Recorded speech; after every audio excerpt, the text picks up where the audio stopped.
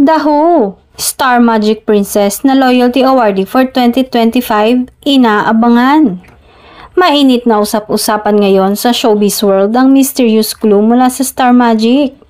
Sino kaya ang Star Magic Princess na tatanggap ng Loyalty Award para sa 2025? Sa official teaser ng Star Magical Christmas, binanggit na isang Star Magic Princess ang pararangalan bilang Loyalty Awardee. At mula noon ay hindi na tumigil ang mga fan theories, hula at excitement sa social media.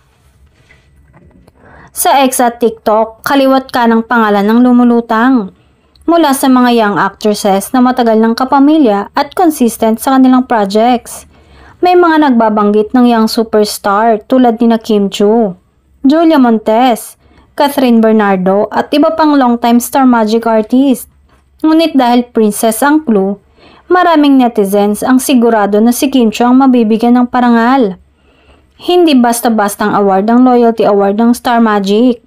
Ito ay ibinibigay sa mga artistang nanatiling kapamilya for many years sa kabila ng network shutdown, pandemya, network shifts at iba pang pagsubok.